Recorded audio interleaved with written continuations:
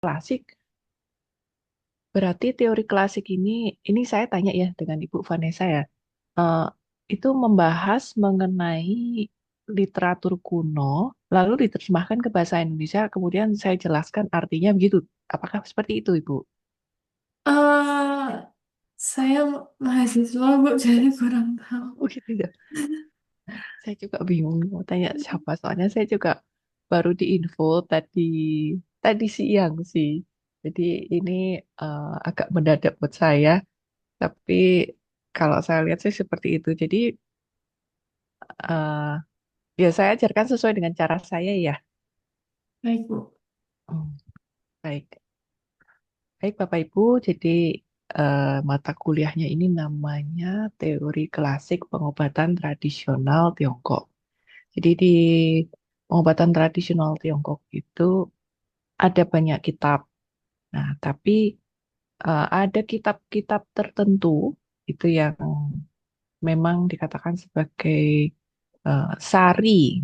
Ya, kita ngomong sari itu esensi. Jadi di dalam kitab itu memuat tulisan mengenai teori dasar. Salah satunya yang akan Bapak Ibu pelajari itu nama kitabnya adalah Huangdi Neijing.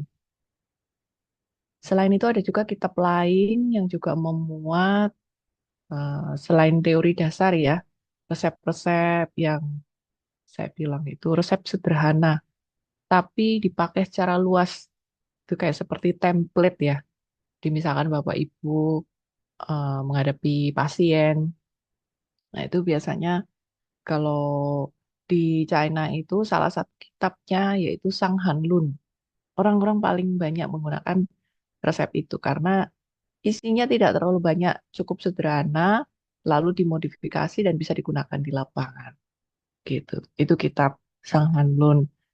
Kemudian ada kitab satu lagi, kitab aliran penyakit panas. Nah, itu juga banyak sekali kitab-kitabnya. Di dalamnya terdapat ilmu-ilmu yang bisa diterapkan di lapangan. Nah, untuk pertemuan kali ini, saya ada beberapa PowerPoint. Jadi, ya pokoknya dalam 100 menit bisa saya sampaikan seberapa banyak, yaitu yang akan saya sampaikan. Gitu ya. Nah, kitab kuno, Bapak Ibu jangan bayangkan seperti AI zaman sekarang. Kalau AI, Bapak Ibu misalkan ketik ya sebuah pertanyaan, misal Bapak Ibu mau mencari tahu tentang sesuatu, dikali ketik nanti AI itu akan memberikan info kepada Bapak Ibu secara sistematis. Misalkan istilah yang Bapak Ibu ketik itu artinya apa, lalu dia itu berguna untuk apa, misalkan. Kemudian aplikasinya di dunia nyata itu gimana? Lalu eh, ada info-info yang lain itu dijabarkan secara sistematis tuh AI zaman sekarang ya. Nah, kalau yang pada zaman dahulu masih belum ada komputer, orang-orang pada zaman dulu nulisnya itu di kertas. Masih untung kalau di kertas. Yang lebih parah lagi ada yang masih ditulis di batu atau ditulis di media-media tertentu. Kemudian, karena dulu penulisnya itu banyak. Jadi, setiap penulis, apalagi kalau mereka hidup di zaman yang berbeda, itu mereka akan menulis dengan gaya bahasa sesuai dengan zaman itu. Jadi, Bapak Ibu akan menemukan, misalkan Bapak Ibu membaca tulisan aslinya, ada banyak sekali penggunaan kata-kata atau tata bahasa yang berbeda. Nah, itu memang jangan dilihat per kata. Jadi, per kalimat atau bahkan per satu paragraf atau semua secara keseluruhan baru bisa ditilik artinya itu apa gitu. Nah, kekurangan dari AI sekarang ini masih belum kita ngomong itu. Kemampuannya hanya sampai pada bahasa masa kini. Jadi kalau Bapak Ibu mau Google Translate atau AI yang bisa translate ya, itu untuk bahasa sehari-hari masih bisa. Tapi kalau untuk yang bahasa kuno itu masih banyak kesalahan, jadi masih tidak terlalu tepat sasaran. Bahkan para ahli pun ya juga masih dalam tahap penelitian untuk meneliti kata-kata yang dituliskan oleh tabib pada zaman dahulu untuk mendapatkan artinya supaya bisa setara dengan yang mereka paparkan pada zaman itu. Soalnya kan jarak penulisan pada zaman itu sampai kita sekarang ini kan masih jauh ya, sangat jauh. Jaraknya bisa ribuan tahun, ada yang ratusan tahun. Kalau puluhan tahun masih dekat ya. Nah, tapi kalau yang udah ratusan tahun, apalagi yang sudah lewat 1000 tahun, nah itu sudah jauh, bahasanya itu sudah berbeda serta penggunaan kata-katanya berbeda gitu. Nah, yang Bapak Ibu lihat di sini ini sudah terjemahan bahasa Indonesia. Ya, jadi eh, ya kalau saya bilang ya jangan sampai ditelan mentah-mentah kata-katanya. Yang saya harapkan Bapak Ibu itu mengerti artinya, bukan menghafalkan kata-katanya ya. Kalau mau menghafalkan itu yang bahasa aslinya, bukan yang sudah diterjemahkan gitu. Baik, kita langsung masuk ke kitab Huangti Nijing. Nah, Huangti Nijing ini Bapak Ibu dulu waktu belajar teori dasar TCM pasti sudah tahu. Sebagian besar dari teori dasar TCM itu berasal dari Huangti Nijing. Tapi kalau kitab Huangti Nijing isinya tuh masih tulisan semua, tidak tidak ada eh, penjabaran yang rapi seperti buku-buku zaman sekarang.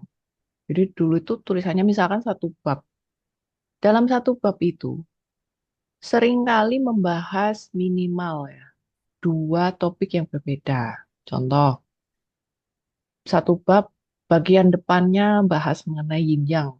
Tahu-tahu waktu penutupnya bahas mengenai patogen. Misal seperti itu. Nah, itu jadi sudah beda topik. Bapak Ibu jangan kaget kalau melihat ini kok tiba-tiba ganti topik karena memang orang dahulu kalau menulis ya seperti itu gitu. Kebenaran universal. Nah, ini sebenarnya saya juga menuliskan, saya juga menerjemahkan dengan bahasa saya sendiri. Ada bahasa Mandarinnya, nanti saya carikan ya Bapak Ibu ya. Zaman kuno, Kaisar Huangti. Nah, ini tulisannya bahasa, kalau saya besarkan dikit ya. Huangti dikenal sebagai seorang anak ajaib. Memiliki sifat tulus, bijaksana, jujur, dan penyayang. Ia menjadi sangat terpelajar dan mengembangkan kekuatan yang tajam untuk mengamati alam. Nah, jadi di sini diperkenalkan sosok, tapi sosok ini eh, bukan orang nama aslinya Huang Ti ya. Jadi dia hanya disebut gitu, disebut Huang Ti. Jadi kita masih belum tahu Huang Ti ini apakah memang benar seorang raja gitu. Tapi dari yang dipaparkan sini kita bisa tahu bahwa sosok ini bukan orang biasa. Ya, minimal kemungkinan seorang raja atau kemungkinan dia itu orang yang terkenal atau orang yang sangat-sangat bijaksana. Nah, di sini dikatakan anak ajaib itu maksudnya yang berbakat ya, bukan anak ajaib yang punya kekuatan super. Seperti kalau Bapak Ibu lihat film-film yang punya sakti ya, punya kekuatan supranatural, bukan yang seperti itu. Jadi ini memang hanya beneran manusia biasa. Nah, ini di sini dituliskan karakternya dia tulus, bijaksana, jujur, penyayang. Kemudian dia juga sangat pandai, terpelajar, berarti memang belajar. Dan dia mengembangkan kekuatan tajam untuk mengamati alam. Jadi dulu orang-orang itu melihat alam semesta atau dunia di sekitar mereka itu masih sebagai suatu misteri. Ya memang pada saat itu pengetahuan belum semaju sekarang ya. Belum sebanyak sekarang. Jadi orang-orang itu masih pada tahap meneliti, ingin mengetahui esensi alam itu seperti apa dan eh, mereka berpendapat dari mengamati itu bisa mendapatkan wawasan, kebijaksanaan, wangsit, nah, pewahyuan itu dari alam. Selama pemerintahannya, Wang Ti membahas pengobatan, kesehatan, gaya hidup, nutrisi, dan kosmologi Tao dengan menterinya Xi Po, Li Guo, dan lainnya. Nah, jadi dulu dianggapnya Huang Ti ini memang seorang raja ya. Jadi di kitab ini khusus membahas mengenai kesehatan. Nah, di mana kesehatan kitabnya itu ada bahas pengobatan ya, gaya hidup pada zaman itu, nutrisi, kemudian Tao. Nah, ini mengenai alam semesta. Nah, Cibo ini dikatakan tuh menteri, tapi juga masih tidak tahu apakah orang ini benar-benar ada. Tuh, jadi pada zaman itu penulisannya seperti itu. Diskusi pertama mereka dimulai dengan Huang Di bertanya. Jadi kitab ini itu isinya percakapan, gitu ya. Nah, kalau Bapak Ibu baca buku-buku zaman sekarang, dulu waktu Bapak Ibu masih sekolah SD, SMP, atau SMA, gitu ya, buku ajar itu kan isinya teori, misalkan ilmu pengetahuan alam atau ilmu pengetahuan sosial ya. Misal bahas mengenai geografi, nah ditulis ini definisinya apa, mungkin ada gambarnya kan berisi penjelasan. Jadi disampaikan dengan metode definisi.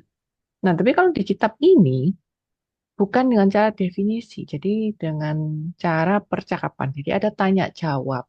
Tuh. Ini yang ada di sebagian besar bab di kitabnya Huang Tinejing. Huang Ti bertanya, saya pernah mendengar bahwa di zaman dahulu setiap orang hidup 100 tahun tanpa menunjukkan tanda-tanda penuaan yang sah. Namun di zaman kita orang menua sebelum waktunya hidup hanya 50 tahun. Apakah ini karena perubahan lingkungan atau karena orang telah kehilangan cara hidup yang benar?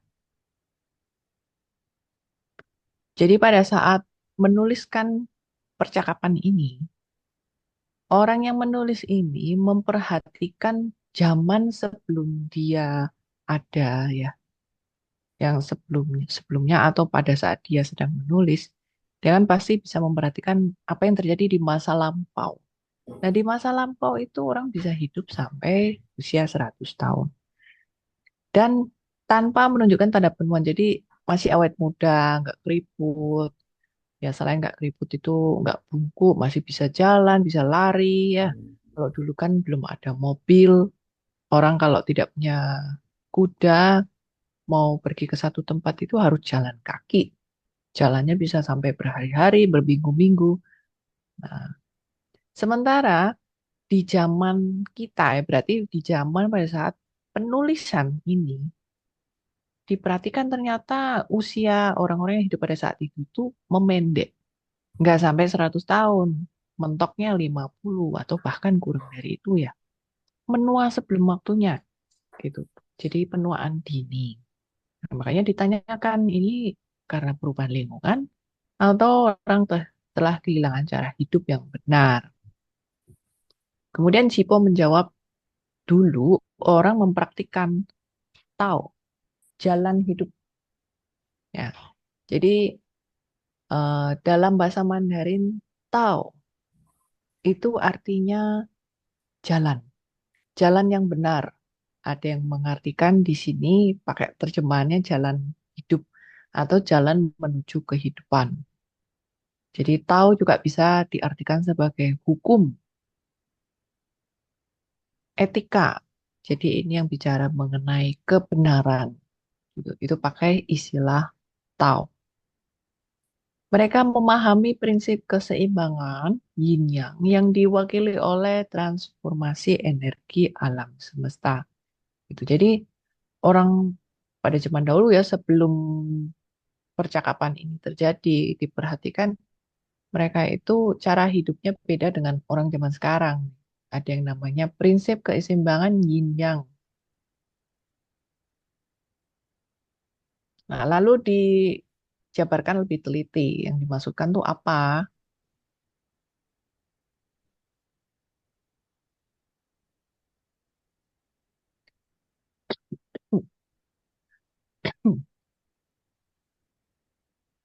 Sebelumnya, orang menjalani kehidupan yang tenang dan jujur, terlepas dari keinginan dan ambisi yang tidak diinginkan. Mereka hidup dengan hati nurani yang tidak ternoda tanpa rasa takut. Mereka aktif tapi tidak pernah habis. Jadi di sini maksudnya sebelumnya itu berarti orang pada zaman dulu-dulu sekali itu mereka menjalani kehidupan dengan tenang dan jujur. Jadi nggak ada tipu-tipu ya benar apa adanya. Jadi nggak ada keinginan yang berlebihan atau ambisi yang tidak wajar misalkan. Nah, hidup dengan hati nurani. Jadi hidupnya bersih, gitulah. Kalau bersih kan berarti tidak akan sengaja melakukan kejahatan, berarti ya nggak ada rasa takut. Nah, dengan hidup seperti itu, mereka aktif, jadi ada banyak kegiatan. Tapi nggak habis ini maksudnya nggak sampai terlalu capek atau kehabisan energi atau kehabisan kita bilang tuh kehabisan esensi. Istilahnya kok aktif terus kan biasanya terkuras. Nah, ini enggak karena hidupnya bersih gitu. Jadi dari sini kita bisa melihat bahwa hidup yang sehat itu bukan cuma dari segi fisik, ternyata dari segi saya bilang tuh moral ya. Nah, ini bicara mengenai moral. Jadi orang-orang pada zaman dahulu itu yang di sini dikatakan ya, dulu sekali hidupnya bersih. Jadi nggak membunuh ya, nggak menipu orang lain. Huang Li bertanya, ketika seseorang menjadi tua, seseorang tidak dapat melahirkan anak. Apakah ini karena faktor keturunan atau hilangnya energi prokreasi seseorang? Nah, ini sudah berubah topik nih ya, Bapak Ibu. Kita bisa lihat. Nah, ini kalau yang di atas ini bicara mengenai kenapa orang bisa panjang umur. Dulu itu cara hidupnya seperti apa? Lalu dijabarkan di sini. Jawabannya bukan karena makan ginseng atau makan makanan tertentu atau melakukan olahraga tertentu. Ternyata bukan, tapi hidup itu secara bersih, hati nuraninya tidak ternoda. Gitu. Jadi itu yang bagian sampai sini. Nah, mulai dari paragraf yang di sini sudah beda lagi. Nah, ini kita sudah ganti topik ya, tapi masih di bab yang sama. Wang Ti bertanya, seorang seseorang menjadi tua tidak dapat melahirkan anak. Apakah karena faktor keturunan atau hilangnya energi prokreasi seseorang?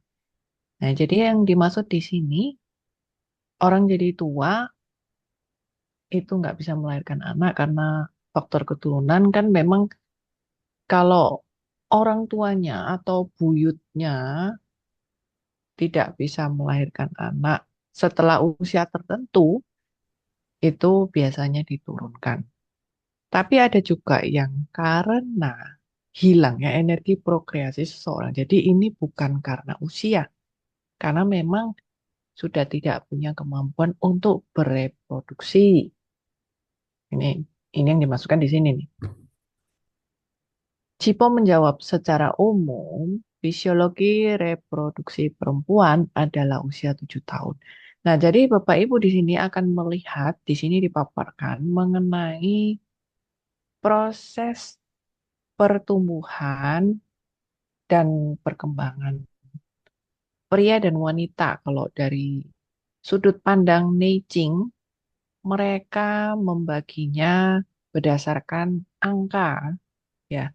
Kalau wanita itu 7, pria itu 8.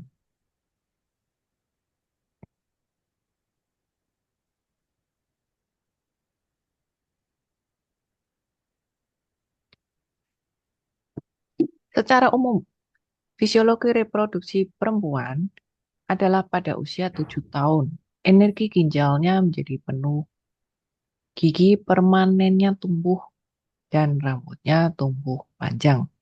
Jadi, Mereka mengamati bahwa ternyata wanita itu patokannya dengan angka 7. Rata-rata ya, bukan berarti semua. Ada juga yang memang agak lambat, ada yang agak cepat. Nah, jadi rata-rata itu di usia 7 tahun.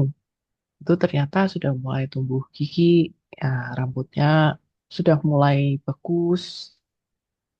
Pada usia 14 tahun, 14 tahun, tapi di bahasa aslinya dituliskan 7 tahun yang kedua.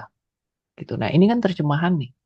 Kalau Bapak Ibu lihat di bahasa aslinya, dituliskan 7 tahun yang kedua atau 7 tahun tahap kedua. Berarti ya 7 dikalikan 2, yaitu 14. Tien Kui atau kesuburan, matang saluran ren atau konsepsi dan Chong vital yang bertanggung jawab untuk konsepsi terbuka. Menstruasi dimulai dan konsepsi dimungkinkan. Nah, jadi di sini ada yang namanya istilah Tien Kui. Tien Kui, orang pada zaman sekarang menerjemahkan itu sebagai kemampuan untuk bereproduksi. Ada juga yang menerjemahkan sebagai hormon seksual, ya kurang lebih sama. Jadi di artikel tertentu, tapi artikel di tulisan kuno ya, Tien Kui juga bisa mengacu pada menstruasi itu. Jadi lihat kalimatnya, karena kalau beda kalimat artinya sudah beda. Tapi kurang lebih ini bicara mengenai eh, fungsi reproduksi. Nah, di sini juga pakai terjemahan kesuburan gitu. Jadi usia 14 tahun bisa dikatakan fungsi Tianku ini sudah cukup matang. Nah, karena matang itu makanya bisa melahirkan anak ya. Di sini ada saluran Ren, ini bicara mengenai meridian Ren, meridian Chong. Ya, ini adalah dua meridian yang bertanggung jawab serta ikut serta dalam urusan menstruasi dan reproduksi gitu.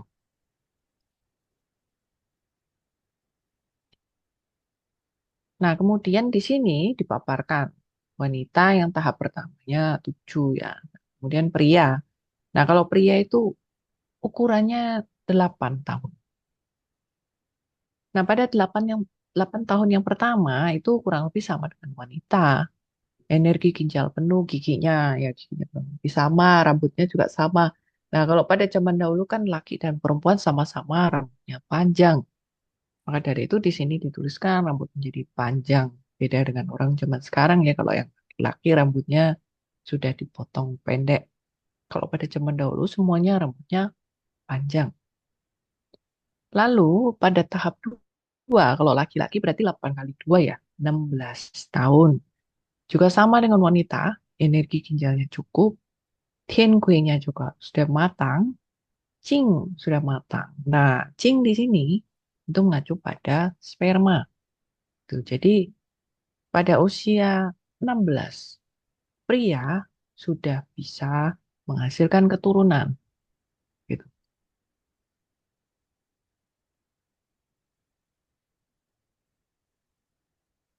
Oh ini eh, sepertinya ada kekurangan di sini. Sebentar ya Bapak Ibu, saya minta waktu untuk mencari literaturnya yang lebih lengkap. Jadi ini sebenarnya kurang ya. Harusnya tuh disampaikan sampai kalau wanita 77, kalau pria itu 8 kali 8 4 ya. Nah,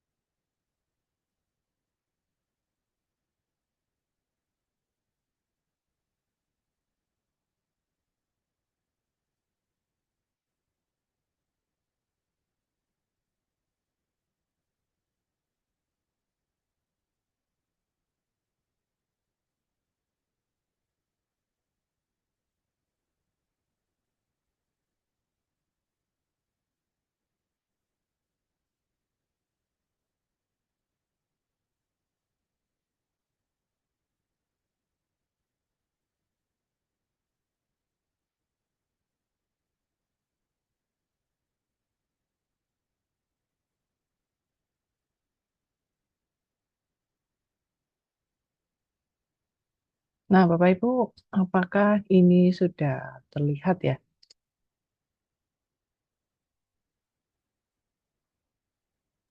Sudah, Bu. Sudah terlihat ya? Sudah. Nah, jadi ini versi yang lebih lengkap. Ini dari saya. Ini kitab Suwen. Suwen bab 1. Pembahasan mengenai kebenaran alam dahulu kala. Sebentar saya lihat dahulu. Oh ya ya, benar ini. Jadi ini versi yang lebih lengkap dari saya. Ini tulisan aslinya. Sangku, Tianzhenlun. Jadi sangku itu artinya ya dahulu kala yang kita bilang tuh lebih dari ratusan bahkan ribuan tahun yang lalu. Sangat-sangat lama. Jadi pada saat penulis menuliskan kitab ini, itu dia sudah mengumpulkan data-data dari buyut-buyutnya atau orang-orang yang pada zaman dahulu. Nah, itu dia paparkan di kitab Wang Dinijing. Jadi di bab ini, nah ini saya tuliskan topik bahasan ini, supaya Bapak Ibu tahu ini ngomongin apa sih.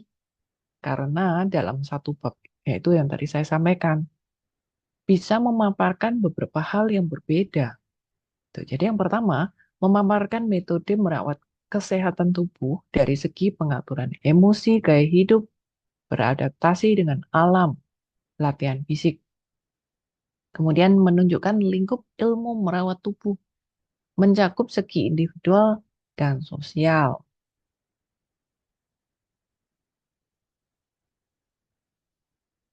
Nah, ini tadi saya sudah bacakan nih ya, yang pembukaannya Wang Jing, dia itu orangnya seperti apa. Nah, tapi kalau di versi saya sini, saya masih tampilkan bahasa Mandarin aslinya. Nah, ini kalau Bapak Ibu lihat ini, saya pakai kata-kata saya sendiri, mungkin agak berbeda, tapi artinya juga kurang lebih sama. Nah, ini.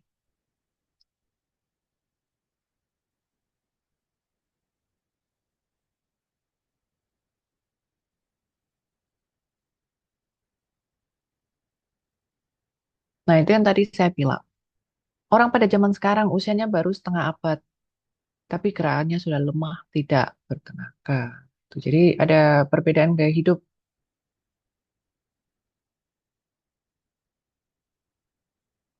Nah, orang zaman dahulu kala mengerti cara merawat diri. Nah, di sini saya sampaikan lebih detail ya.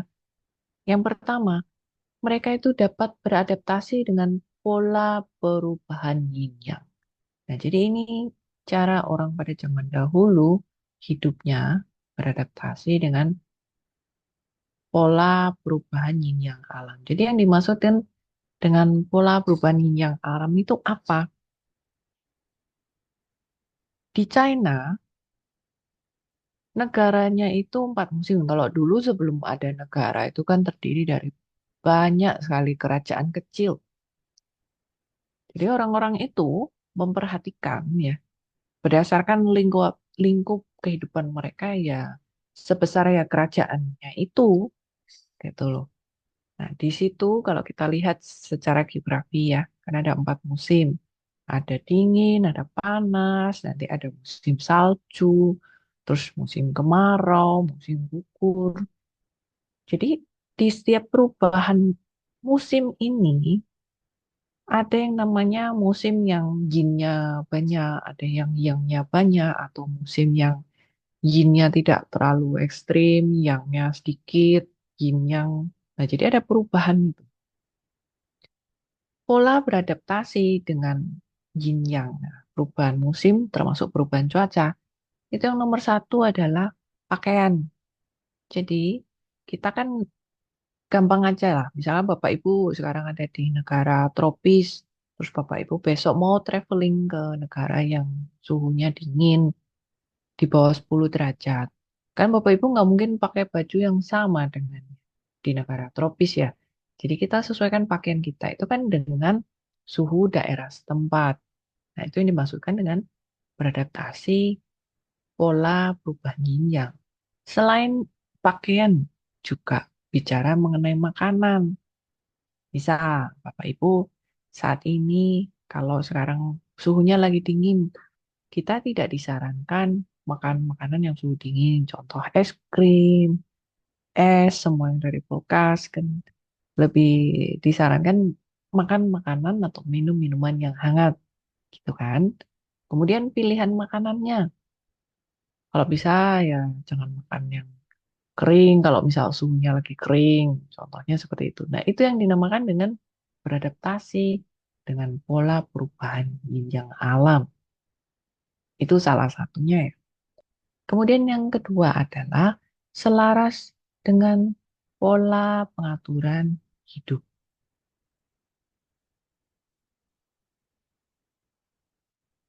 Makan minum terkendali.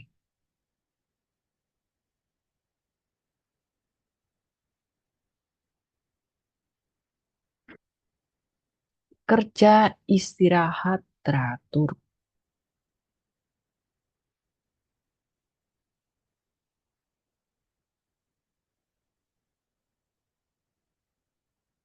Tidak melakukan aktivitas fisik berlebihan. Nah, jadi itu tadi gaya hidup orang pada zaman dahulu.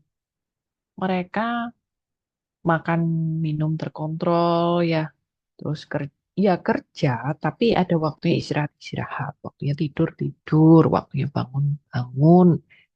Tuh, jadi gaya hidup yang seperti itu yang kita bilang tuh wajar, tidak menggunakan tenaga secara berlebihan. Nah, itu baru bisa sehat. Jasmani, rohani terkoordinasi, hidup sampai usia kodrat alamnya lebih dari 100 tahun barulah wafat. Nah, orang-orang pada zaman penulisan Neijing ini mereka memperhatikan kalau hidupnya sehat ternyata bisa minimal 100 tahun bahkan lebih atau mendekati usia itu. Ya, nah, cara hidupnya itu yang tadi saya sampaikan. Orang zaman sekarang tidak begitu. Nah, zaman sekarang itu kapan? Ya, zaman pada saat ditulis Wang Tinijing itu. Jadi mereka memperhatikan gaya hidupnya sudah nggak benar seperti ini. Nah, Bapak Ibu bisa lihat ya. Yang pertama, minum arak bagaikan air. Jadi pada zaman penulisan Huang Tinijing, teknologi atau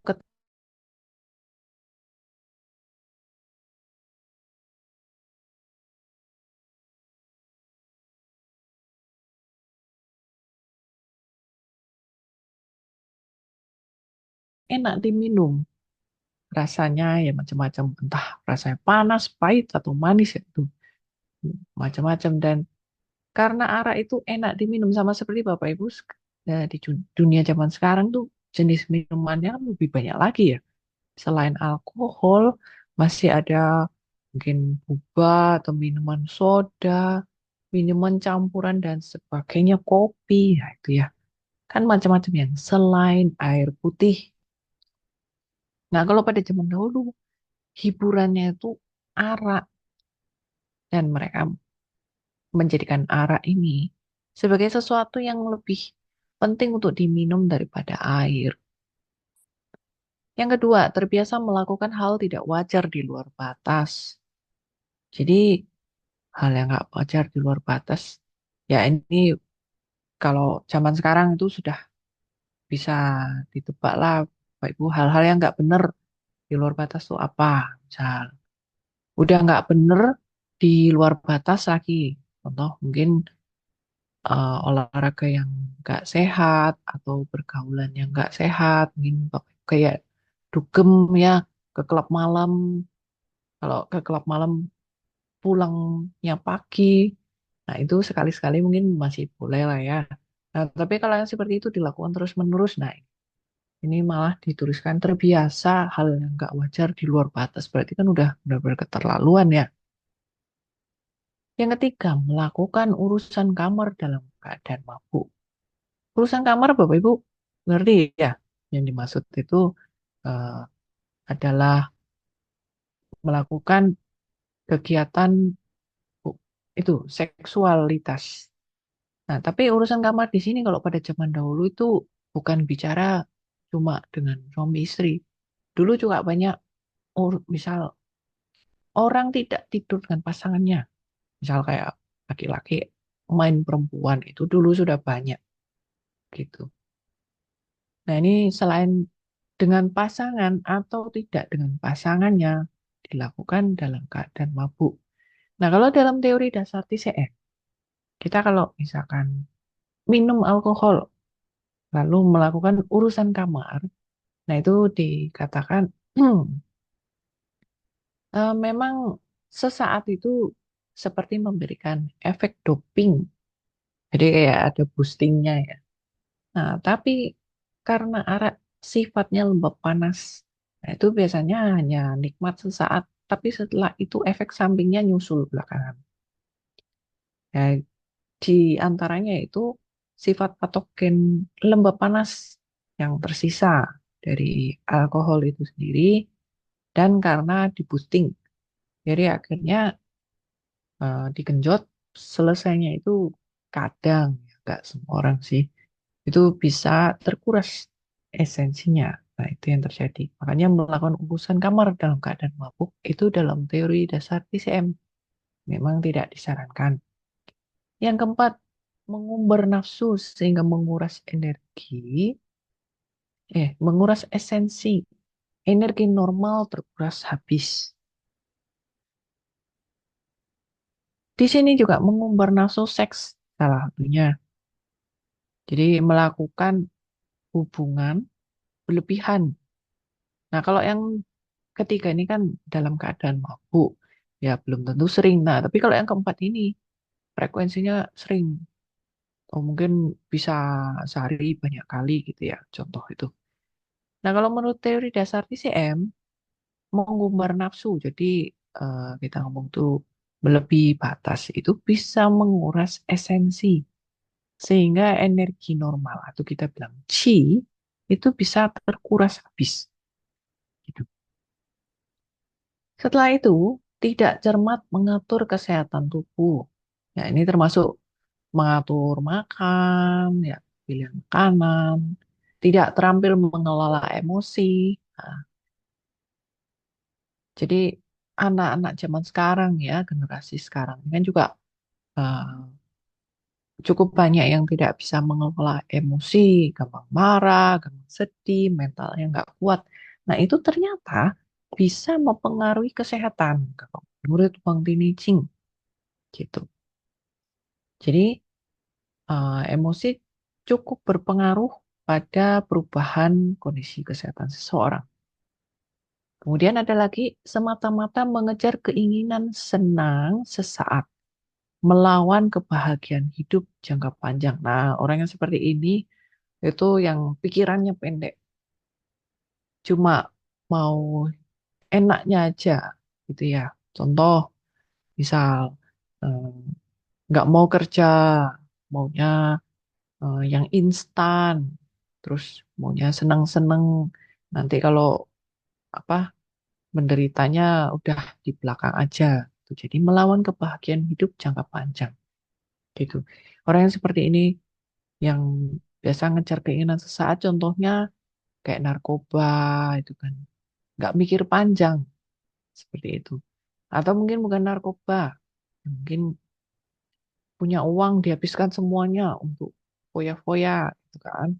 Nah, jadi eh, tidak punya pikiran untuk bagaimana mengatur hidup jangka panjang. Bekerja dan istirahat tidak beraturan. Nah, ini termasuk terlalu banyak bekerja atau terlalu banyak istirahat atau waktunya tidak beraturan. Itu juga mempengaruhi kesehatan.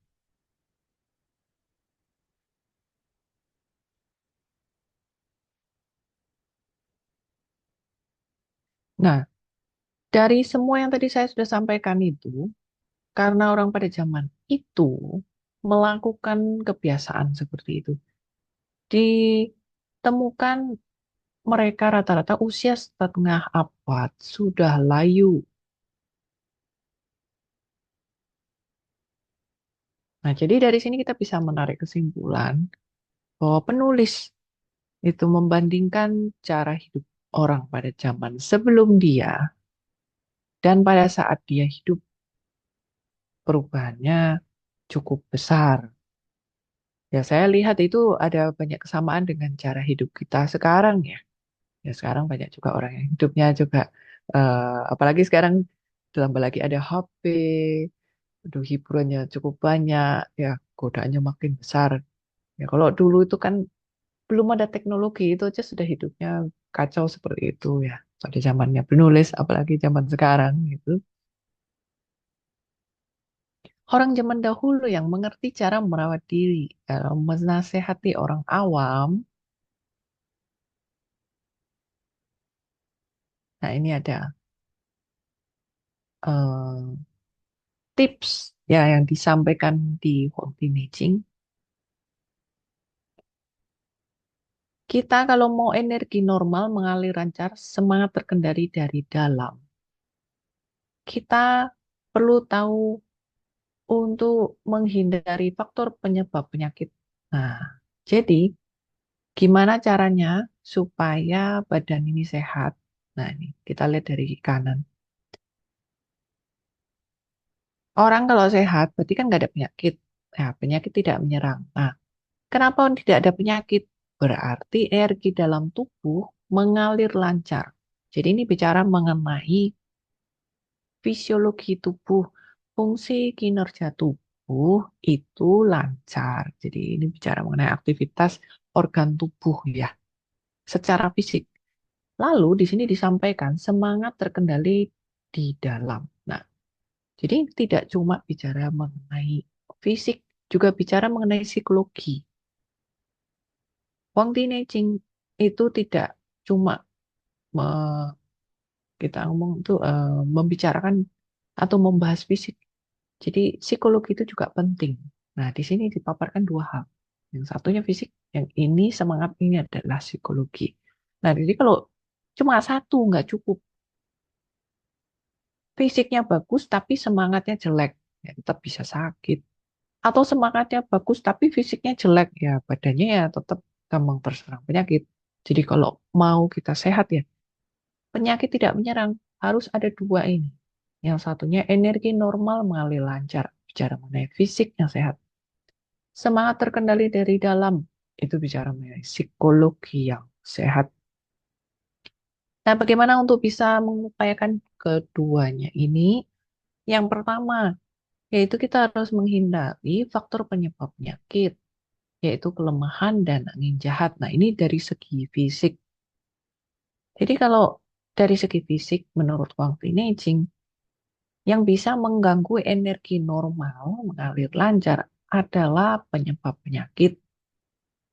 Yang menyebabkan penyakit itu kelemahan. Nah, kelemahan itu macam-macam.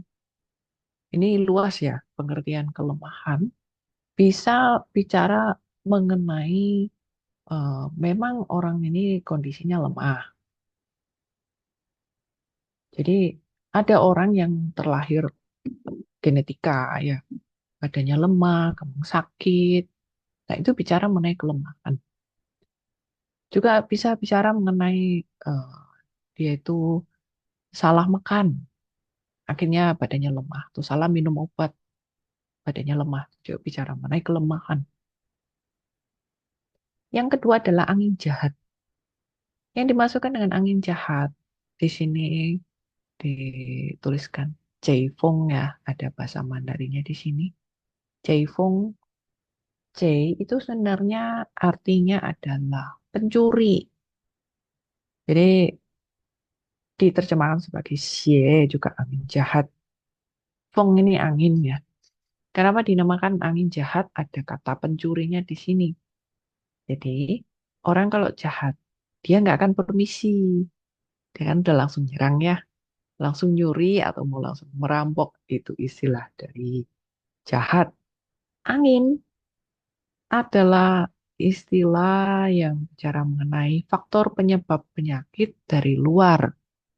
Gitu. Jadi penyebab penyakit dari luar masuk ke dalam tubuh menyebabkan penyakit. Gitu. Nah, yang menyebabkan penyakit itu kalau di dunia medis macam-macam kayak bakteri, virus, atau parasit. Nah, itu kalau pada zaman dahulu mereka pakai istilahnya angin. Karena orang pada zaman dulu kan nggak bisa lihat virus itu apa, bakteri bentuknya seperti apa. Mentok yang bisa dilihat dengan mata adalah parasit seperti cacing, yaitu kalau cacingnya besar. Nah, kalau kecil ya nggak bisa kelihatan. Mereka hanya bisa melihat penyakit yang terjadi setelahnya. Baru dari situ disimpulkan, oh ini jahat ini, bisa menimbulkan penyakit. Jadi itu namanya istilah dari angin jahat. Nah, ini faktor penyebab penyakit yang saya sebutkan tadi itu harus dihindari. Nah, ini untuk urusan dengan segi fisik supaya energinya normal. Kemudian kalau untuk mengupayakan psikologi yang sehat, di sini dituliskan suasana hati tenang, singkirkan pikiran yang ruwet dan berlebihan. Jadi kita ini harus tenang, pikiran itu jangan, bukan menyuruh Bapak Ibu tidak memikirkan sesuatu yang rumit, bukan. Tapi pikiran itu disederhanakan gitu. Ada tuh orang ya yang memang pikiran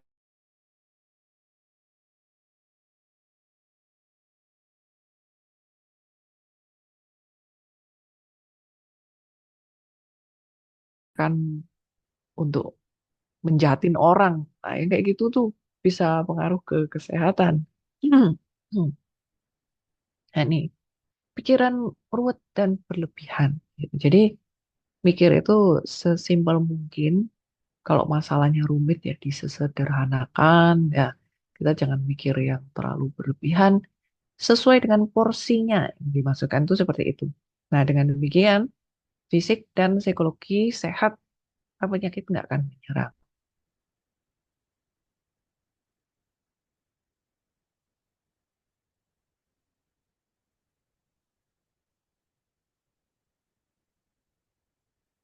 Dengan begitu, orang dapat hidup tentram dan sedikit tuntutan.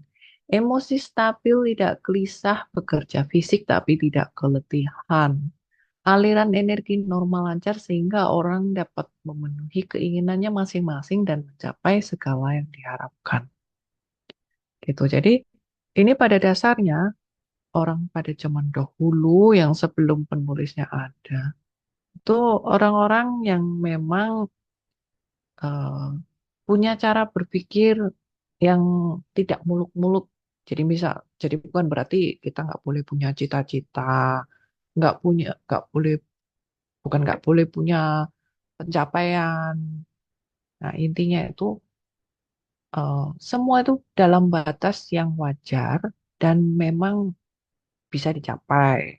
Nah, kalau orang pada zaman dahulu nih, ya saya kasih contoh, dulu belum ada teknologi, terus mikir, oh mau pergi ke bulan, itu kan nggak mungkin, ya.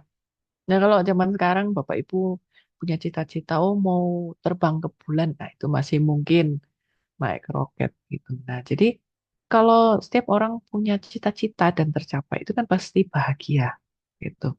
Nah, tapi sebelum menetapkan cita-cita itu, kita kan perlu tahu ukurannya, bisa dicapai apa enggak. Namanya di sini dikatakan hidup tentram, sedikit tuntutan. Karena tahu apa yang bisa dicapai, apa yang nggak bisa dicapai. Dengan demikian emosi stabil, tidak gelisah. Bekerja fisik tidak keletihan. Nah, jadi ini sudah membahas selain dari segi fisik, juga dari segi psikologis dan mindset termasuk di dalamnya ya.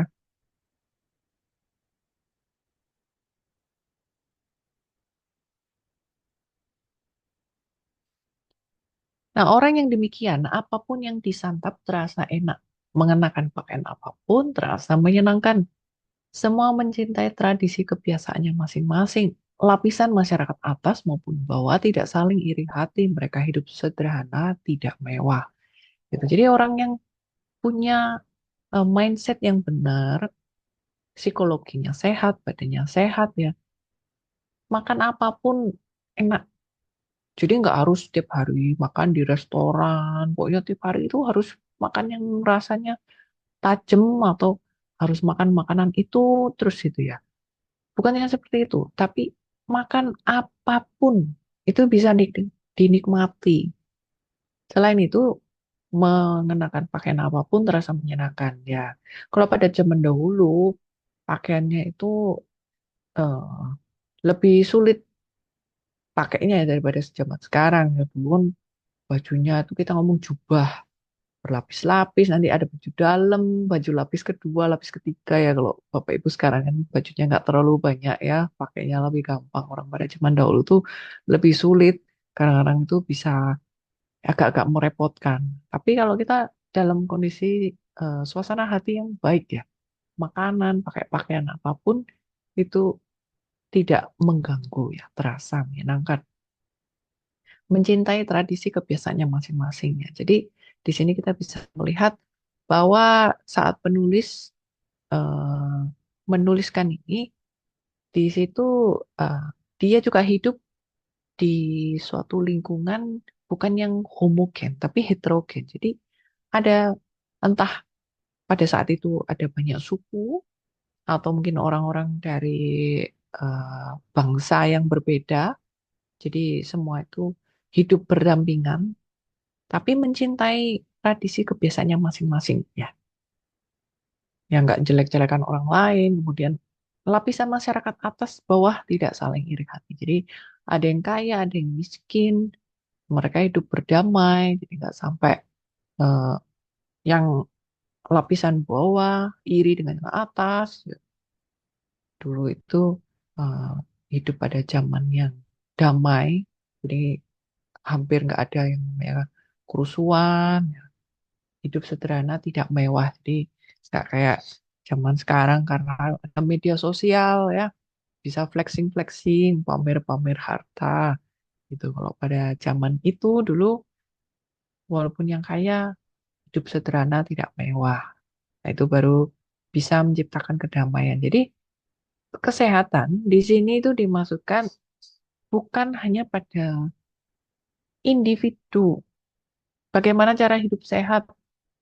Nah, tapi di sini juga disinggung.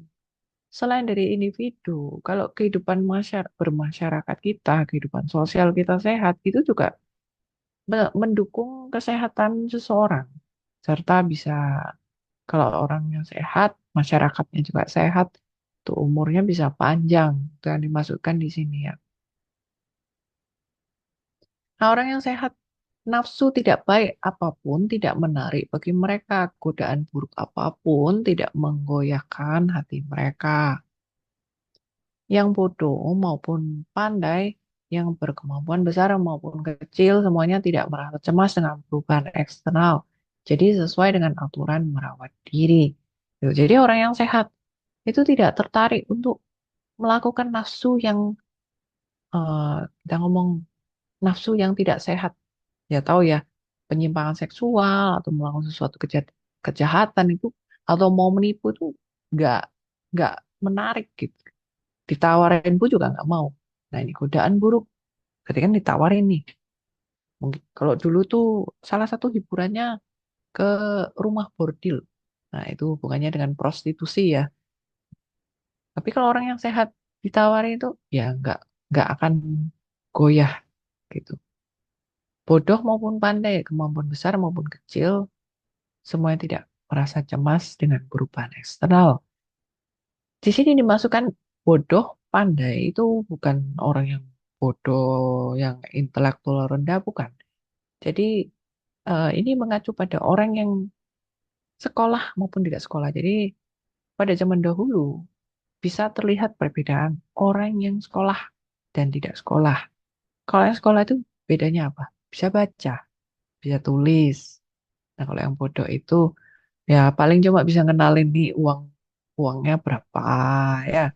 Itu barangnya apa. Tapi kalau suruh baca itu mungkin masih kesulitan. Nah, kalau orang pandai itu mereka bisa membaca, menulis, bahkan bisa bikin syair. Dulu tuh uh, untuk menentukan tingkat kepandaiannya orang itu dengan cara bikin puisi, pantun, kayak gitu-gitu ya. Kalau sekarang ini kan pantun ngetren ya. Oh, dulu tuh juga ngetren, bikin pantun, puisi, kayak gitu-gitu.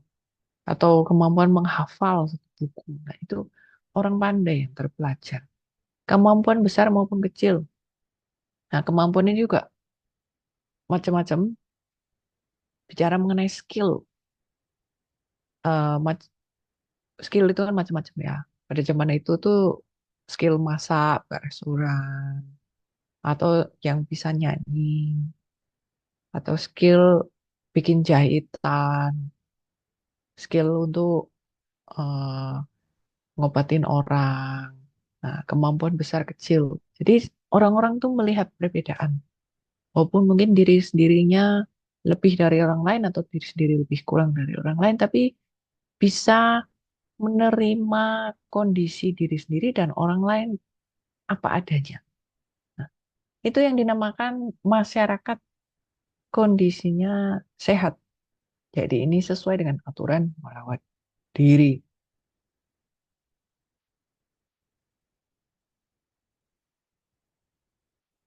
Mereka dapat hidup melebihi 100 tahun dengan gerakan yang tetap lincah karena mengerti dan menguasai metode merawat diri, sehingga tubuhnya tidak menjadi korban gangguan energi buruk eksternal maupun internal.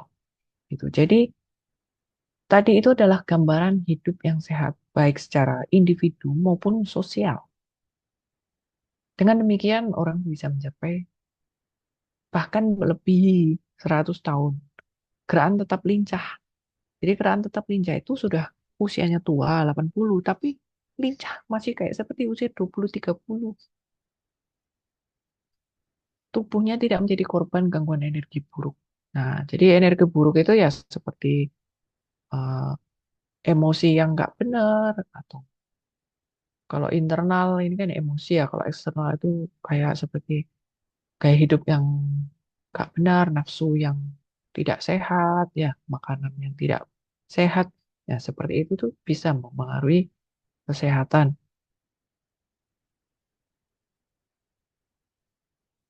Nah, itu tadi adalah cuplikan dari eh, cuplikan dari bab yang tadi, tapi saya lihat sepertinya kurang lengkap. Jadi saya pikir lebih baik saya tambahin dari punya saya. Kebetulan saya ada yang versi lengkapnya.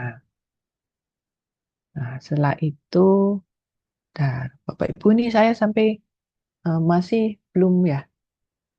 Kita masih ada waktu berapa menit ya? Kurang lebih 40 menit loh. Oh, masih 40, oke. Jadi saya lanjut lagi.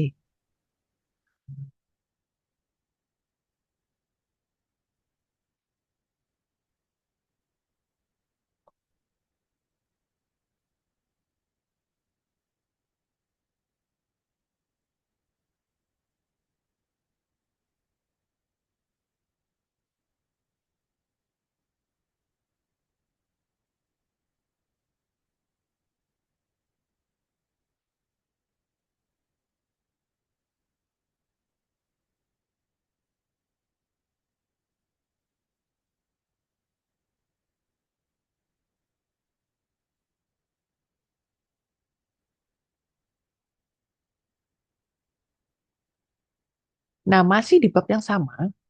Tadi itu kan bahas mengenai proses pertumbuhan perkembangan pria dan wanita. Di bab yang judulnya, kalau di versi saya dengan bahasa saya, pembahasan mengenai kebenaran alam kalah. Yang di bagian dua ini, nah, kok nggak bisa ya?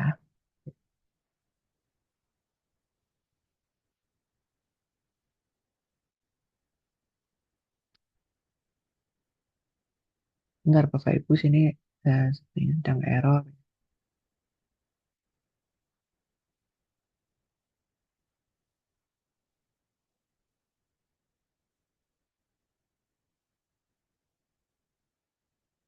Nah, ini udah bisa. Jadi di sini topik bahasannya yaitu menjabarkan proses pertumbuhan dan penuaan pada laki-laki dan perempuan dari masa kanak-kanak hingga usia lanjut.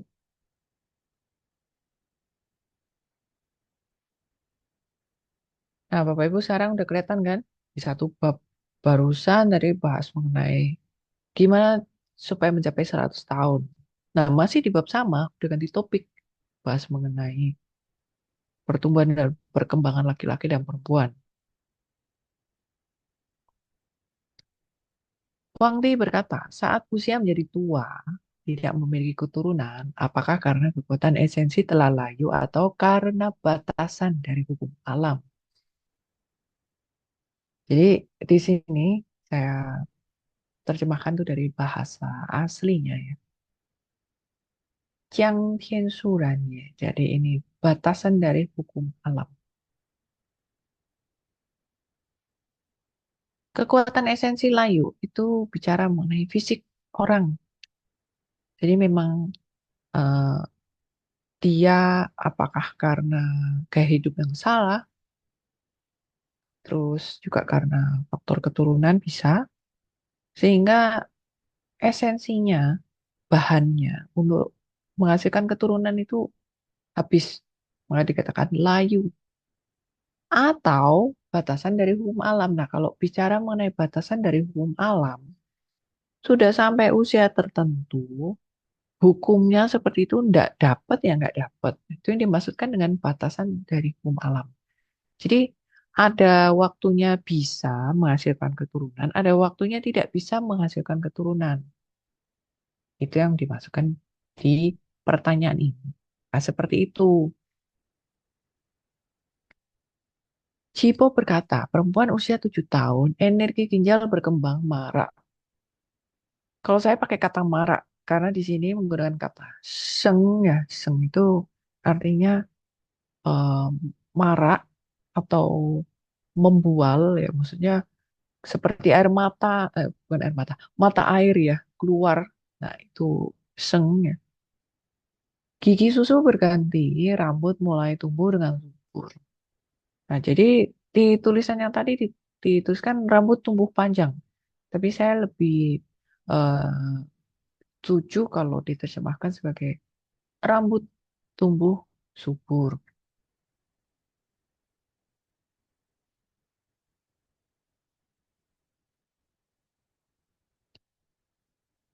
Kemudian ini pakai kata erci ya.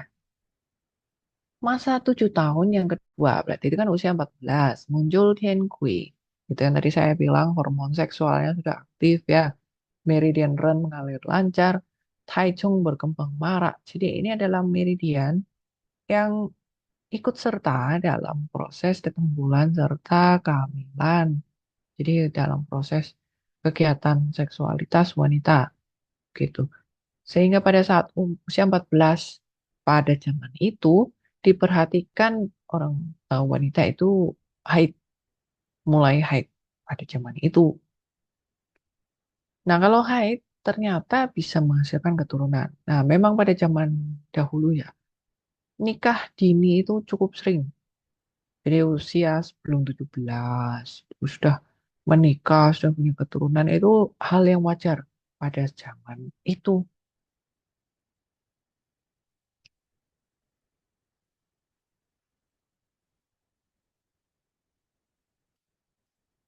Lalu masa 7 tahun ada yang tahap ketiga. Berarti usia 21 ya. Nah, saat usia 21 energi ginjal penuh di sini tulis pinjun. Penuh itu berarti kita ngomong full, cukup. Jadi seperti kita bilang itu media. Kalau pada usia 7 14 itu masih akan jadi penuh. Nah, di sini dibilang penuh. Kita bisa tahu penuh itu lihat dari gigi. Gigi sejati. Jadi giginya itu sudah lengkap. Bentuknya bagus, rapi. Itu dianggap ginjalnya sudah masa 7 tahun keempat. Berarti usia 28. Urat tulang kuat bertenaga. Nah, jadi usia ini ternyata lebih bagus dari masa sebelumnya. Kondisi tubuh wanita ya. Pertumbuhan rambut mencapai puncak kesuburannya. Kondisi fisik mencapai puncak kekuatan. ini yang disampaikan di Wang Tinijing bahwa di usia 28 tuh wanita tuh yang paling bagus seumur hidupnya dia ya. Nah, setelah itu masuk ke masa 7 tahun kelima ya, tuh usia 35. Meridian yang Ming melemah, wajah mulai layu, rambut mulai rontok. Meridian yang Ming itu mengacu pada saluran pencernaan, limpa, dan lambung. Jadi kalau Bapak Ibu yang sudah pernah belajar akupuntur pasti sudah pernah ya saya rasa ya. Nah, jadi organ tubuh yang berkaitan dengan meridian yang Ming adalah limpa lambung. Jadi di sini fungsi pencernaan sudah mulai melemah. Nah, jadi melemah itu macam-macam. Dulu biasanya bisa makan banyak. Ini sekarang nggak bisa makan banyak. Atau eh, makanan yang nggak dicerna. Atau bisa juga makan sedikit sudah gendut. Nah, itu meridian yang Ming melemah. Fungsi pencernaan menurun. Wajah mulai layu. Jadi kulit wajah itu bisa kelihatan. Orang pada zaman dahulu ya. Mereka kalau mau tahu, oh ini kira-kira usia berapa itu, kalau tanya langsung kurang sopan. Jadi lihat lihatnya itu dari yang di sini, lihat rambut, lihat gigi, ya, lihat wajah, lihat bentuk tubuh. Nah, yang diperhatikan dari situ tuh bisa estimasi, oh ini kira-kira usia berapa. Means sejauh kulit wajahnya sudah mulai layu, kulitnya nggak sekenyal dulu, nggak kinclong, ya sudah mulai ada keriput-keriput, rambut mulai rontok. Masuk ke masa 7 tahun ke-6, 42. Energi darah, tiga meridian yang melemah. Nah, jadi di sini San yang Mai. Kalau tadi kan cuma Yang Ming aja itu, Yang Ming kan meridian yang. Lah ini ada tiga meridian yang. Taiyang, Yang Ming, terus ada Shaoyang. Jadi yang ada kata yangnya itu semuanya lemah. Itu sudah mencakup beberapa organ tubuh, ya, organ ginjal, pencernaan, liver, nah, energi dan darah. Wajah layu tidak bersinar. Nah, di sini kondisi wajahnya lebih layu daripada usia 35, semakin layu ya. Terus rambutnya sudah mulai memutih.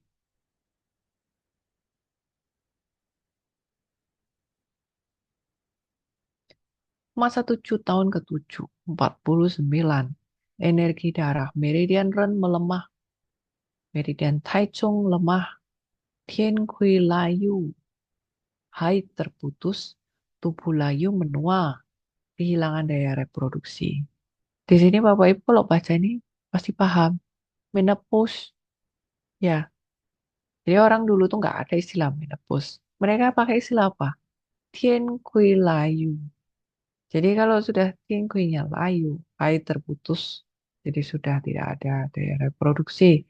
Dan mereka memperhatikan itu ternyata terjadi pada tahun 7 yang ke-7, 49. Atau yang sekitarnya itu entah lebih atau kurang dari itu. Tuh. Tadi dikatakan bahwa saat mau datang bulan, sudah bisa datang bulan kan. Meridian Ren dan Taichung penuh. Nah kalau misalkan kedua meridian ini sudah kita ngomong lemah, ya sudah maunya habis gitu. Jadi ini bicara mengenai layu, bukan bicara mau mati loh ya, beda ya. Jadi ini bicara mengenai urusan dengan reproduksi. Nah itu tadi adalah mengenai wanita. Di Neijing mereka pakai patokan usia 7 tahun. Tapi ya belum tentu kalau di zaman sekarang sudah pasti 7. Ada juga orang yang 6 tahun sudah datang bulan, terus habis itu cepat sekali usianya lebih pendek. Jadi 7 tahun itu bukan berarti pasti 7 tahun. Itu hanya istilah saja untuk wanita. Sementara kalau laki-laki itu pakai patokan 8 tahun gitu.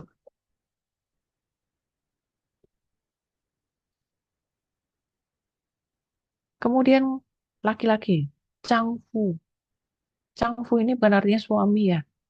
Artinya laki-laki kalau di konteks bahasa di sini, usia 8 tahun, energi ginjal penuh, rambut mulai tumbuh subur, gigi, susu juga berganti. Nah ini persis dengan kondisi wanita yang 7 tahun yang pertama. Masa 8 tahun kedua, energi ginjal marak. Jadi dia makin berkembang, Kui muncul. Nah, ini juga terjadi pada wanita di usia 7 tahun yang kedua. Kalau laki-laki 8 tahun yang kedua, Kui muncul, energi esensi penuh meluber keluar. Jadi di sini esensi kan pakai kata cing. Itu artinya adalah sperma. Di mana sperma sudah meluber keluar. Nah, ini bicara mengenai anak-anak anak-anak laki pada usia sekitar 8 kali 2 yaitu 16 tahun itu ada yang mengalami biasanya ya mimpi basah, kemudian nih isi itu penuh meluber keluar. In yang he berarti in itu perempuan kalau yang itu laki. Jadi wanita dan pria bersetubuh maka bisa menghasilkan keturunan gitu. Jadi kalau mau menghasilkan keturunan di sini dikatakan ya harus bersetubuh. Kalau cuma ada sperma saja kan ya nggak bisa keturunan. Jadi di sini dilakukan spermanya sudah bisa meluber keluar, melakukan persetubuhan, bisa menghasilkan keturunan. Itu pria pada usia 16 tahun. Nah, pada 8 tahun yang ketiga, yaitu usia 24, energi ginjalnya full, pinjin. Ini dengan kata yang sama pada wanita 7 tahun yang ketiga. Di sini juga sama kondisinya dengan wanita ya, di mana urat tulang kuat, bertenaga, gigi sejati tumbuh, gigi gerigi lengkap.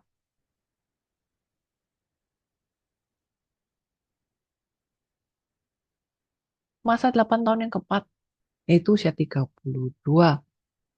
Nah, ini pria juga sama mengalami kondisi yang kita ngomong itu bagus, sama seperti wanita.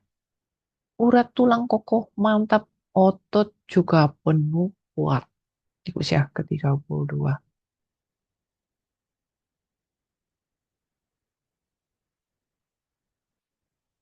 Sementara itu masuk ke usia 8 tahun yang kelima yaitu 40.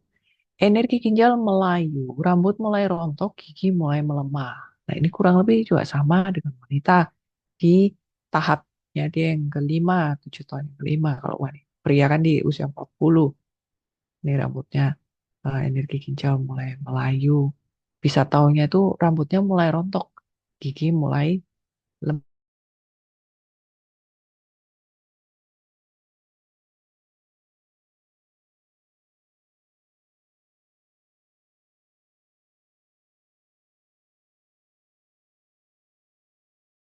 Energi yang pada tubuh bagian atas secara bertahap melayu. Wajah layu tidak bersinar, rambut dan kumis janggut memutih. Nah, bedanya ini pada saat penuaan untuk wanita itu lebih cepat, tapi kalau pria lebih lama. Di sini pada usia 8 kali 6, 48 tahun, pria dikatakan tubuh bagian atasnya bertahap melayu. Jadi masih belum layu. Wajahnya memang layu tidak bersinar gitu, tapi hanya tubuh bagian atas saja. Bagian bawah ya masih oke. Jadi kalau ngomongnya sih baru kelihatan dari atas. Tubuh bagian atas itu batasannya dari lingkar pinggang. Nah, itu dianggap lingkar pinggang ke atas itu adalah tubuh bagian atas. Nah, tapi kalau orang pada zaman dahulu kan pakai bajunya full ya, ketutup semua. Jadi yang kelihatan hanya dari wajahnya, rambutnya, serta kumis jenggotnya. Kemudian masa 8 tahun ke-7, yaitu usia 56. Energi liver melemah, pergerakan urat tidak lincah. Nah, ini bicara mengenai sudah nyampe ke tubuh bagian bawah. Nah, kalau energi liver lemah, pergerakan urat ini bicara mengacu pada terutama ya otot pinggang, otot kaki, ya persendian ya. Kita bisa tahu orang ini geraknya lincah apa enggak itu kelihatan dari waktu dia berdiri, jalan, lari gitu. Nah, di sini biasa usia 56 tahun ternyata diperhatikan pada pria itu geraknya sudah nggak lincah. Orang pada zaman dahulu itu kan beda sama zaman sekarang. Sekarang ini profesinya banyak yang kerja kantoran, duduk, ya, atau setir, gojek gitu, duduk terus. Kalau pada zaman dahulu, banyakan itu kerjanya kerja fisik. Nah, jadi karena kerja fisik bisa diperhatikan waktu jalan, waktu ngangkat barang, nah, atau mungkin waktu manjat, manjat pohon, nah, itu bisa kelihatan pergerakan urat kakinya, pinggangnya lincah apa enggak. Nah, itu pada pria. Nah, masa 8 tahun yang ke-8 ini sudah terakhir final. 64 tahun, Tien Kui Layu, esensi tersisa sedikit, ginjal melayu, tubuh layu letih, gigi dan rambut rontok. Nah, ini kalau menurut Wang Tinicing, pria masuk ke usia 64. Itu Tien Kui sudah layu. Yang lainnya ya, ya ini kondisinya seperti ini, tua. Nah, jadi kita bisa melihat perbandingan pria dan wanita.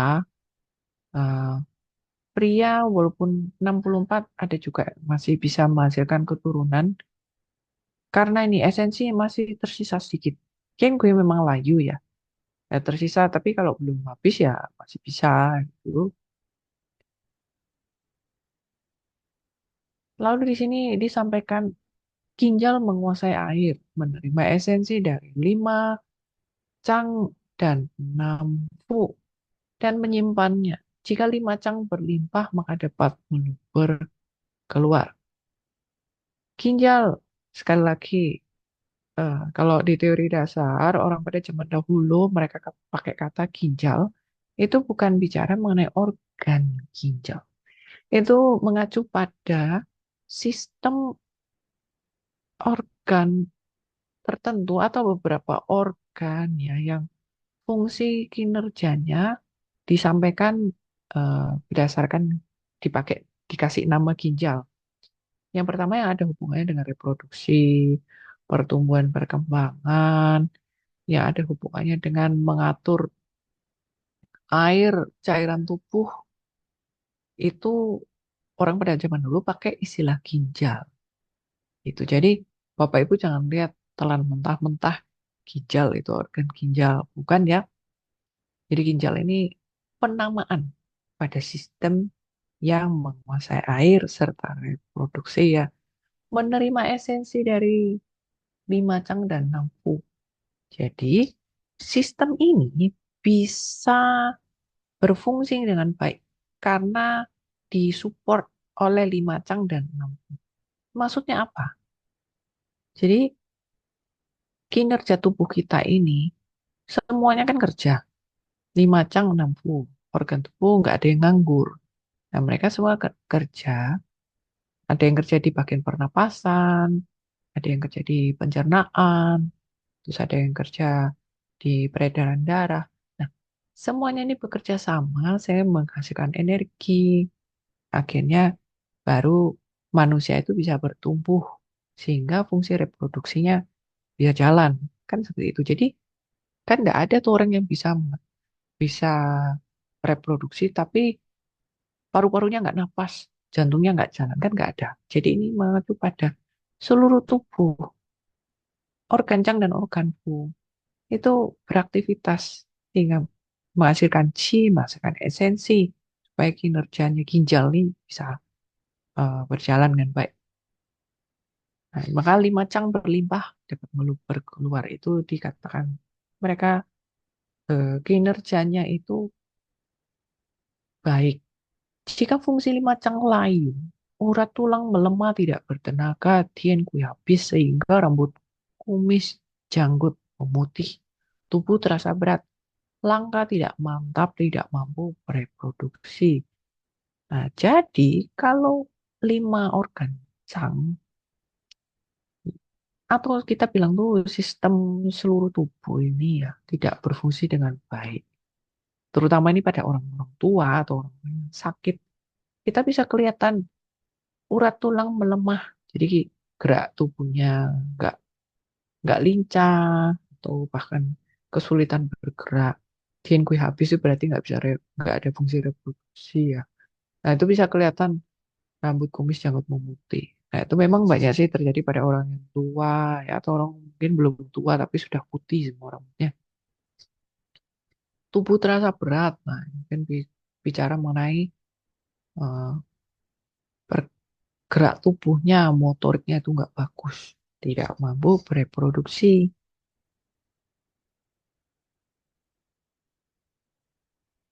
Huang Ti berkata, ada orang yang sudah lanjut usia masih mampu bereproduksi.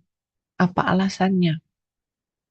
Oh, ternyata pada zaman itu ada juga orang yang orang lain sudah nggak bisa menghasilkan keturunan ini sudah tua masih bisa. Ya memang ada juga yang seperti itu. Cipo berkata ini karena menerima anugerah melebihi orang biasa. Meridian energi darahnya tetap lancar, energi ginjal berlebih. Ini dimasukkan kan anugerah. Itu adalah orang yang terlahir. Memang kondisi tubuhnya bagus. Ada ya orang seperti itu ya. Terlahir sangat sehat, jarang sakit.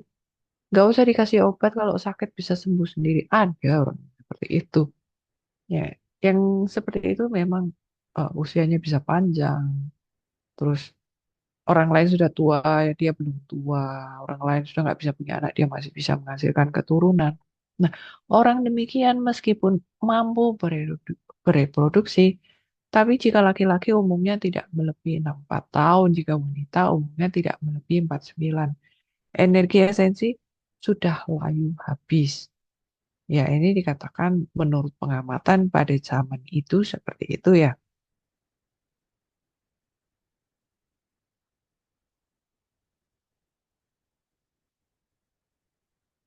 Tapi kenyataannya di zaman sekarang itu sudah bisa dibuktikan bahwa ada cukup banyak orang melewati kalau wanita melewati usia 49 ternyata masih bisa menghasilkan keturunan. Sekarang juga teknologi sudah maju ya, sudah bisa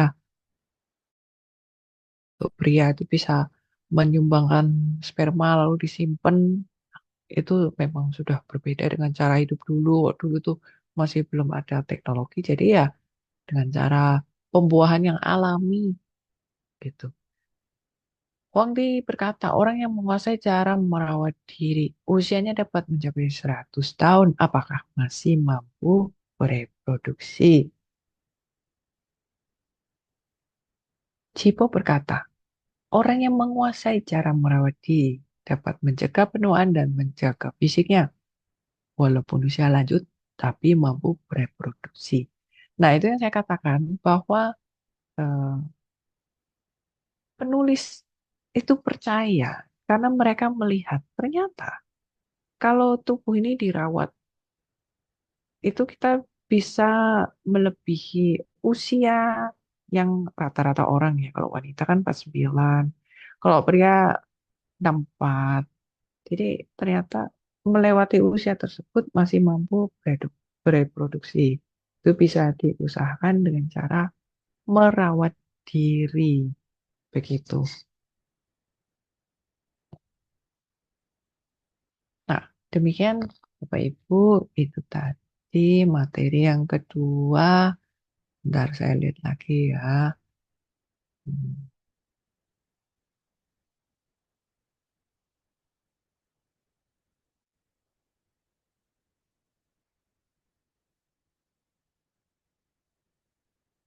Nah, ini ada bagian yang terakhir. Saya selesaikan aja sekalian. Sepertinya kalau em, saya ini tinggal berapa menit ya Bapak Ibu? 9 menit, Bu. Ah, 5 menit. 9 menit lagi. Dua puluh 9, sepuluh ya. 10. Oke, ini kalau kelebihan saya dimaafkan ya supaya tuntas.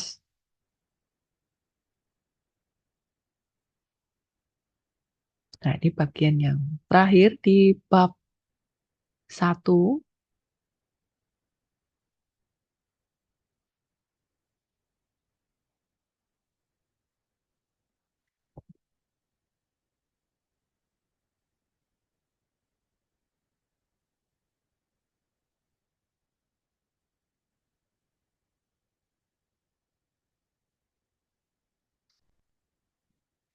Nah, ini masih di bab yang sama, tapi dia sudah ganti topik lagi.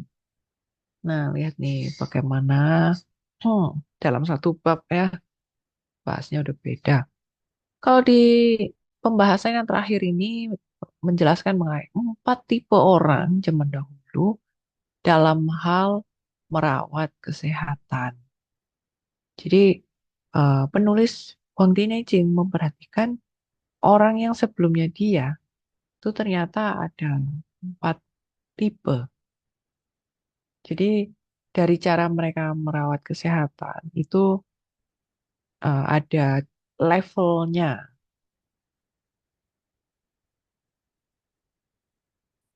Wang Ti berkata, aku mendengar zaman dahulu ada yang disebut cenren, tulisannya seperti ini. Cenren. Di bahasa Indonesia, ya istilah yang paling mendekati ya, manusia sejati. Ya mungkin kalau orang lain terjemahnya beda, makanya saya di sini cantumkan bahasa Mandarin aslinya, cenren.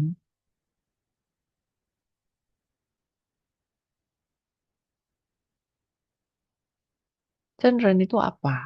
Jadi cenren itu adalah orang yang menguasai hukum perubahan alam semesta dan yin yang.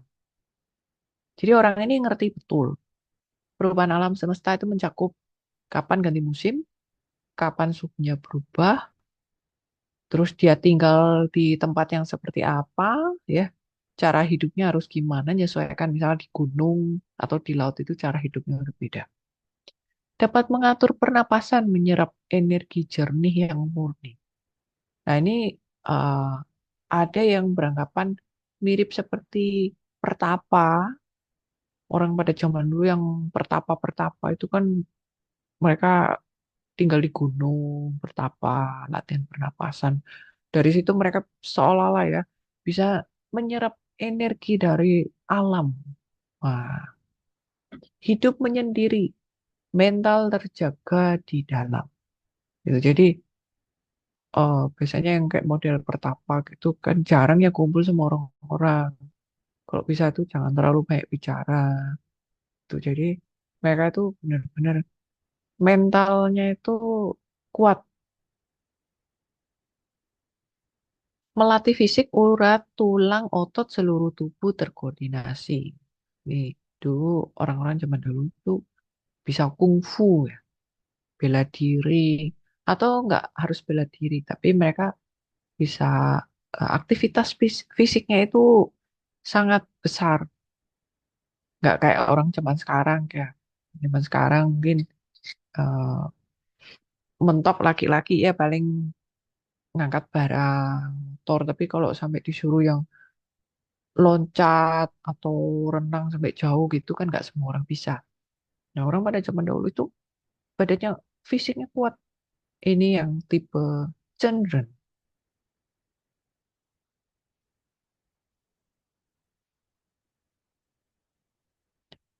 Usianya menyamai alam semesta tiada akhir. Itulah hasil dari perawatan dirinya. Jadi cenderung ini karena dia jarang kumpul sama orang, hidupnya itu bisa dikatakan tuh menyatu dengan alam. Seolah-olah sudah jadi satu dengan alam gitu.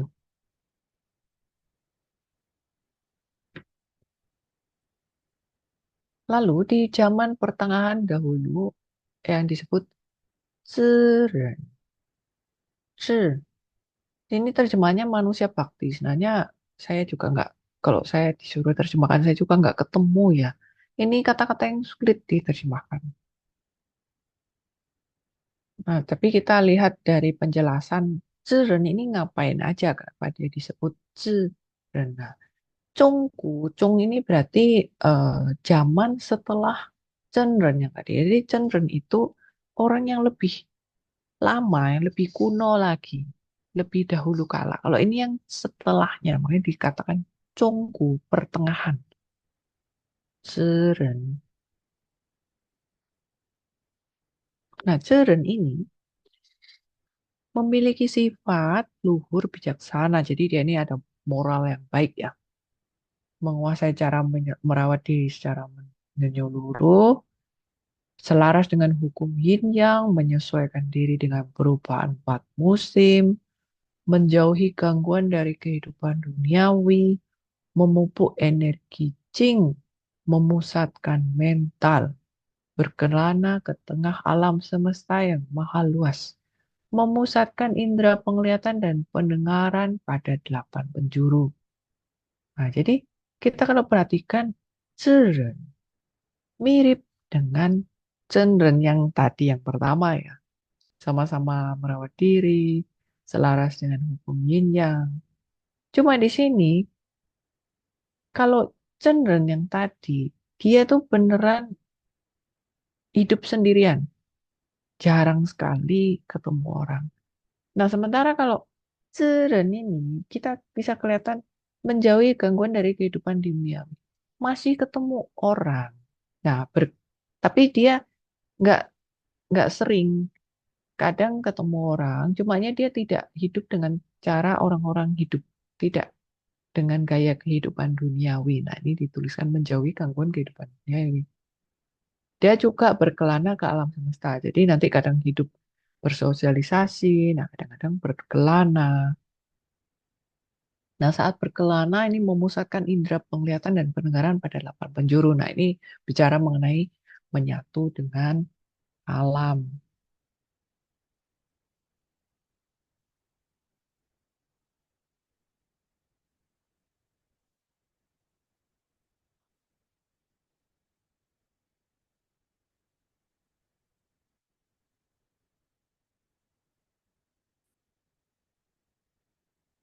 Itulah caranya memperpanjang usia, menyehatkan dan memperkuat tubuh. Orang demikian dapat digolongkan sebagai cenderan. Jadi, Zeren yang tadi yang kedua, dia karena gaya hidupnya mirip dengan yang pertama, Zeren. Cuma bedanya kalau Zeren kan masih ketemu orang, masih bersosialisasi. Tapi dia memilih tidak hidup seperti layaknya kehidupan orang-orang duniawi. Nah, maka dari itu dia masih bisa sama kualitas hidupnya serta usianya sama kurang lebih dengan yang pertama tadi, Cendran.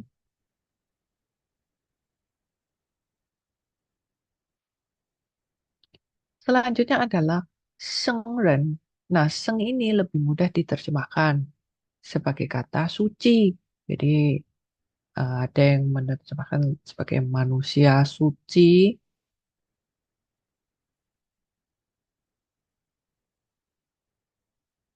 Nah, manusia suci itu kayak hidupnya dapat hidup tentram di alam biasa, mengikuti aturan perubahan delapan mata angin, menyesuaikan keinginan diri dengan masyarakat tanpa emosi marah dan benci, perilaku tidak menyimpang dari norma masyarakat. Nah, Sengren itu hidup bermasyarakat dan dia menyesuaikan.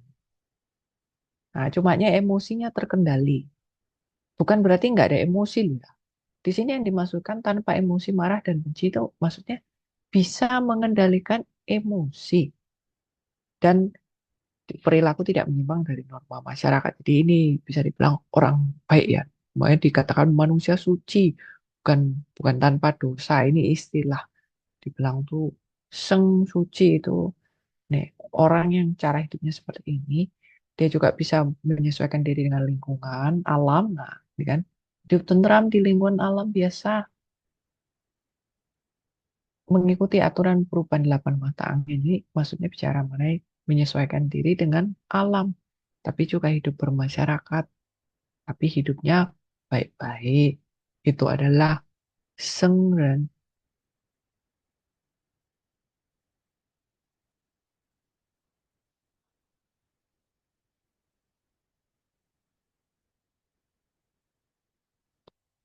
Nah, sengren ini mengenakan pakaian seperti orang pada umumnya. Gerak-gerik tidak mencolok di tempat umum. Kita katakan kalau dengan bahasa kekinian tuh low profile ya. Keluar dia tidak melakukan hal yang melelahkan ke dalam, pikirannya tidak terbebani. Jadi eh, gaya hidupnya itu sederhana, nggak neko-neko, terus nggak mau capek, nggak mau mikirin yang enggak. Tujuannya hanya tentram dan bahagia, hidup tenang, merasa puas diri. Tubuhnya tidak lemah lesu, mentalnya tidak terkuras buyar. Usianya dapat mencapai 100 tahun. Nah, ternyata walaupun hidup bermasyarakat juga bisa mencapai 100 tahun. Itu seperti yang dilakukan oleh manusia suci Sengren ini. Gitu.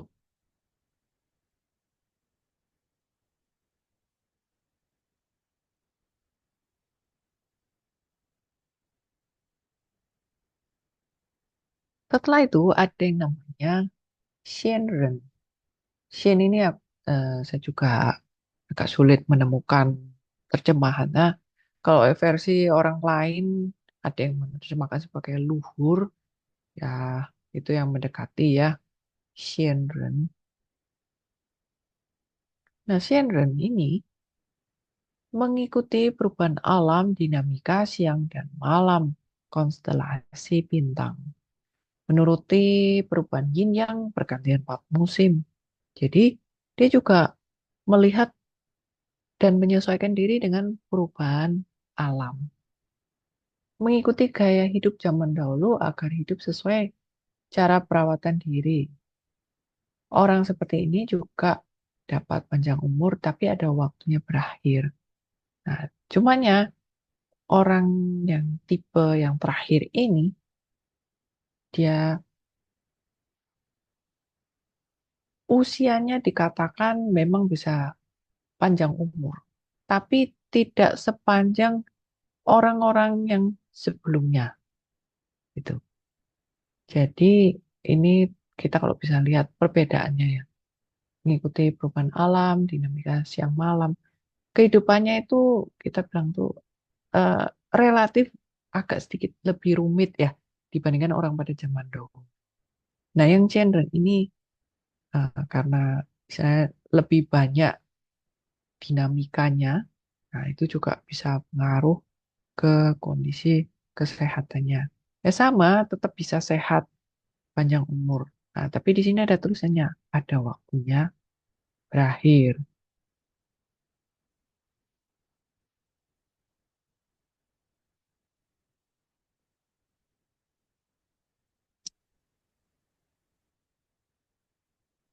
Saya sudah kelewatan. Baik, Bapak, Ibu. Itu tadi mengenai kalau di mana ini ya, nah, di nah kalau ini yang saya dapatkan versi lainnya yang dari versi kampus, judulnya mengenai keberadaan universal. Ini eh, baru sampai halaman ke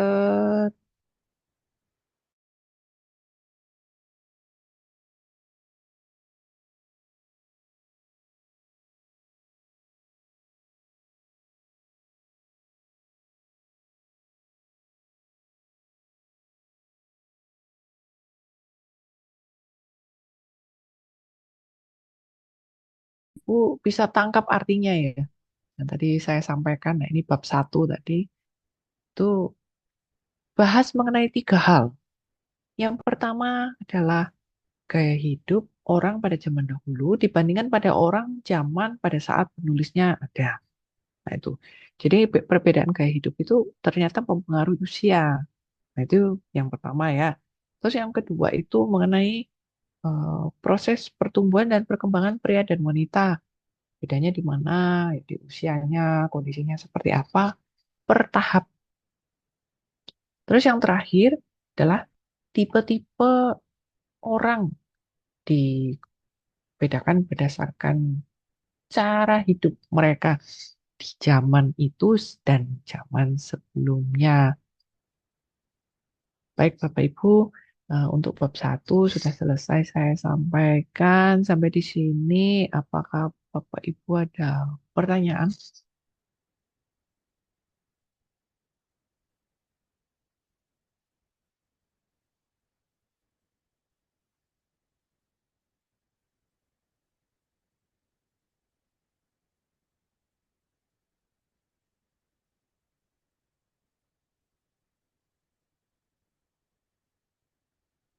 Baik, jika tidak ada pertanyaan, eh, saya ucapkan terima kasih untuk waktunya.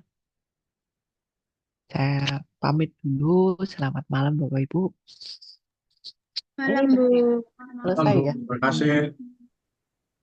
Makasih ya, Bu. Terima kasih Bu. Selamat malam.